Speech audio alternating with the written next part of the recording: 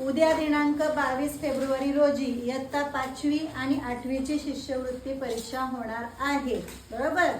मग परीक्षेला जाताना किंवा परीक्षा देताना काय गोष्टी लक्षात ठेवायच्या हे थोडंसं मी तुम्हाला सांगणार आहे, कारण तुम्हाला पण स्कॉलरशिपची परीक्षा द्यायची आहे. सगळ्यात महत्त्वाचं, प्रश्नपत्रिका हातात आल्यानंतर पहिली ओझरती नजर टाकायची. सगळे प्रश्न पटापट पटापट वाचून बघायचे आणि जे सोपं आहे ते आधी सोडवायला घ्यायचं. जो सोपा प्रश्न वाटतो याचं उत्तर हे आहे, लगेच त्याचा गोल भरून टाकायचा. जो प्रश्न क्रमांक आहे त्याचा उत्तराचा जो पर्याय क्रमांक आहे तो गोल भरायचा. आणि रंगवताना काळजी काय घ्यायची, आता समजा हा तुमचा गोल आहे, रंगवताना बाहेरून रंगवायचा. सुरुवात कुठून करायची? बाहेरून रंगवत रंगवत रंगवत आतमध्ये रंगवायचा, म्हणजे तुमचा अजिबात गोल बाहेर जात नाही. पेनाची शाई गोलाच्या बाहेर जात नाही. आणि तुम्हाला बॉल पेनच वापरायचा आहे, त्यामुळे काळजीने गोल रंगवायचा. जर तुमचा गोल पूर्ण रंगवून नाही झाला तरी चूक, रंगवून गोलाच्या बाहेर गेला तरी चूक, एकापेक्षा दोन जास्त रंगवले चूक, फुल्या केल्या तरी पण चूक. एवढं लक्षात राहील. मग अशा प्रकारे गोल भरायचा आहे. सोपे प्रश्न आधी सोडवायचे, अवघड प्रश्न नंतर सोडवायचे.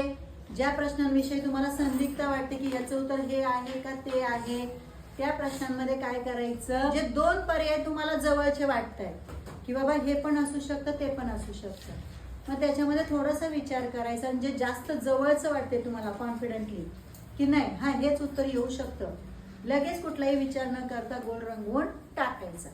पण जर तुम्हाला असं वाटलं की नाही बाबा हे थोडंसं संदेह आहे, तुम्हाला काय म्हणतात त्याला, कन्फ्युजन आहे, काय असेल काय असेल काय असेल, वेळ घालवायचा नाही, आवडीचा पर्याय रंगवून टाकायचा. जर तुम्ही विचार करत बसले, वेळ घालवला, तर तुम्हाला 75 प्रश्न सोडवायला वेळ पुरणार नाही. त्याच्यामुळे कुठल्याही प्रश्नाला जास्तीत जास्त 2 मिनिटं किंवा 3 मिनिटं, त्याच्यापेक्षा जास्त वेळ द्यायचा नाही. पूर्ण प्रश्नपत्रिका तुमची म्हणजे उत्तरपत्रिका सोडवून झाली पाहिजे. शेवटच्या 10 मिनिटांमध्ये खात्री करायची आपले कोणते गोल रंगवायचे राहिलेत का, कुठल्या प्रश्नाचं उत्तर द्यायचं राहिलंय का. त्याला पण तुमच्या मनाने जर उत्तर राहिलं असेल, येत नसेल, आवडीने गोल रंगवून टाकायचा. ठीक आहे. कधीही प्रश्न वाचल्यानंतर महत्वाची सूचना, काय विचारले हे बघायचे, आहे का नाही हे सगळ्यात महत्वाचं. बऱ्याचदा तुम्हाला फसवणारे प्रश्न विचारतात. समानार्थी शब्द नसलेला पर्याय ओळखा, आणि पटकन असलेला पर्याय रंगवून टाकतात. बरोबर ना भूषण? हा, असलेला विचारलंय का नसलेला विचारलाय, आहे विचारलंय का नाही विचारलंय, हे सगळ्यात महत्वाचं. घाईघाईमध्ये गडबडीमध्ये तुमच्याकडून ह्या चुका होतात. त्यामुळे सगळ्यात महत्वाचा प्रश्न समजून घेणे, त्याच्यानंतर पर्यायामधून उत्तर निवडणे, त्याच्यानंतर जो उत्तर तुम्ही निवडले त्याचा जो पर्याय आहे तो त्या उत्तरपत्रिकेमध्ये अचूक रंगवणे.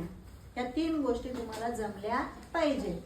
उद्या पेपर आहे, काळजीने टेन्शनने घाबरून न जाता हसत हसत परीक्षेला सामोरं जायचं. आणि तुम्हाला सकारात्मक विचार करायचा की मी पास होणार, मला चांगले मार्क पडणार, हो की नाही. काळजी करून टेन्शन घेऊन पेपरला जायचं नाही. आणि जे काही आता पण आपण शिकवलं त्याची पटकन ओझरती रिव्हिजन करायची. आज आपल्याकडे वेळ आहे का नाही, पटकन रिव्हिजन करायची. आणि रिव्हिजन झाल्यानंतर उद्या पेपरला सामोरं जायचं. आठवायचं आपल्याला काय काय शिकवलं होतं, काय काय होऊ शकतं, तर्क लावायचे, मी शिकवले तसं लॉजिक लावायचं. आणि नाहीच उत्तर येत तर जो आवडीचा क्रमांक आहे, जो मिळता जुळता आहे तो रंगवायचा. कुठल्याही प्रश्नाचं उत्तर द्यायचं सोडायचं नाही. एवढं जरी तुम्ही केलं तरी तुम्ही 100% पास होणार. कारण सगळ्यात महत्वाचं प्रश्नपत्रिका कव्हर करणं. सगळी प्रश्नपत्रिका तुमची 1.5 तासामध्ये 75 प्रश्न सोडवून झालेच पाहिजे. ठीक आहे. चांगली परीक्षा द्यायची उद्या. सगळ्यांना बेस्ट ऑफ लक.